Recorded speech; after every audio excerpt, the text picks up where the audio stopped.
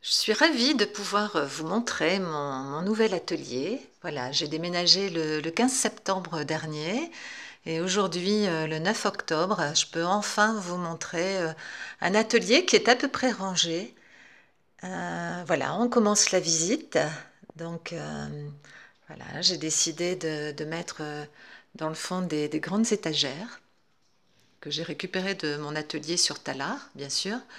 Et donc j'ai essayé de classer au mieux et de façon la plus pratique tous mes produits Stampin' Up. Donc ici c'est une étagère avec tous les anciens, enfin une partie des anciens tampons Stampin' Up et avec mes petits embellissements qui sont de Stampin' Up ou d'autres fournisseurs. Voilà. Donc je vous laisse un peu découvrir. Donc ici, on a surtout les rubans, les masking tape tout en haut. Et puis tous les embellissements Stampin' Up cette fois. Mes gros tampons de fond. Différents papiers bien sûr. Voilà. Dans l'autre étagère, je vais retrouver mes tampons, mes sets de tampons actuels. Mes encres, les éponges. Les petites commodes que je prends sur ma table de travail quand j'ai besoin de colle, de couper, voilà. Mes poinçons.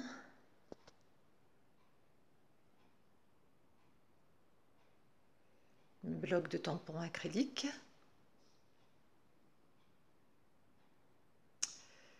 Dans l'étagère suivante, je vais avoir mon tourniquet avec toutes les encres, avec les collections des encres. Et puis, bien sûr, les perforatrices Stampin' Up qui sont rangées dans des boîtes Célio que j'avais récupérées quand mon fils travaillait à l'époque dans ce magasin et qui me font vraiment des très bons rangements pour les perforatrices qui sont lourdes, donc que je n'arrivais pas à garder dans les tiroirs parce que les fonds s'enlevaient du fait du poids. Voilà, avec mes petits casiers décorés et mes différents classeurs. Ici, j'arrive à la fin de mes étagères avec des tiroirs suspendus où je range mes collections de papier. Je vais essayer de vous montrer.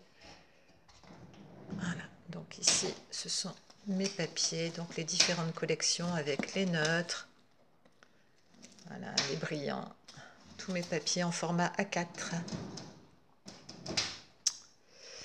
Ici dans le haut, j'ai mis sur mes étagères toutes les petites choses que l'on peut faire avec les différentes planches de marquage, puis aussi quelques cadeaux que mes clientes m'ont fait, ou des swaps des autres copines démonstratrices.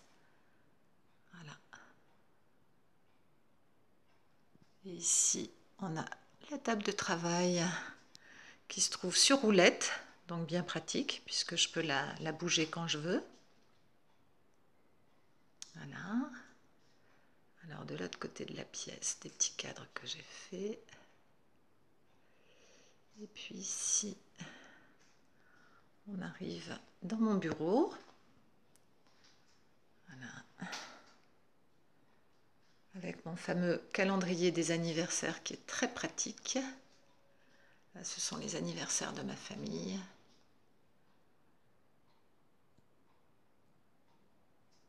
Et puis, le reste de mes accessoires et pour le bureau. Ici, j'ai un genre de snack bar où j'ai installé ma Big Shot avec les différentes boîtes de poudre à embosser et mes pistolets chauffants qui sont dedans. Donc vraiment très pratique. Tout est bien regroupé.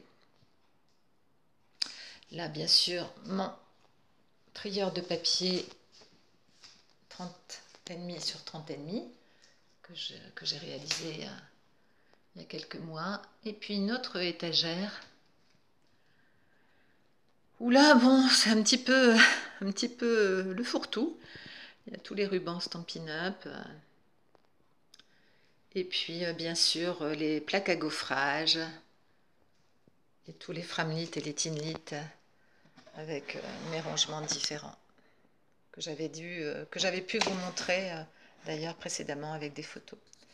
Et puis aussi, une dernière chose que je viens de faire. Alors, j'avais beaucoup de mal pour les planches de marquage Stampin' Up parce qu'elles prenaient beaucoup de place, je ne savais pas où les ranger. Et j'ai les planches de marquage, les massicots, les Insta-boîtes, Insta-enveloppes, Insta-pochettes. Je ne savais vraiment pas comment les ranger, ça prenait beaucoup de place. J'étais vraiment très très ennuyée. Donc ce que j'ai fait, c'est que j'ai détourné un classeur à dossier suspendu que j'ai intercalé entre deux étagères. J'ai mis des dossiers suspendus dedans et j'ai inséré mes planches dedans. Et donc maintenant, c'est vraiment très pratique parce que chaque planche est rangée à la verticale et je vois tout de suite où se trouvent mes planches et où je peux les prendre. Voilà. Et puis, bien sûr, la belle vue que j'ai de mon atelier. C'est trop super. Voilà. Avec le jardin qui est un peu sec puisque il n'a pas été arrosé de l'été. Et puis vous voyez ce beau ciel bleu pour terminer. Beau ciel bleu des Hautes-Alpes. Je vous en fais partager. Partie. Voilà. Donc tout est réuni maintenant pour bien travailler dans cet atelier. Alors je reçois maman pendant 10 jours à partir de cet après-midi. Mais après, logiquement, je n'ai plus d'excuses pour ne pas recommencer mes créations. C'est vrai que ça a été vraiment en suspension là tout l'été puisqu'il y a eu ce déménagement. Cet aménagement, ça a été très très long, très très fatigant, mais je pense que ça en valait la peine. Et maintenant,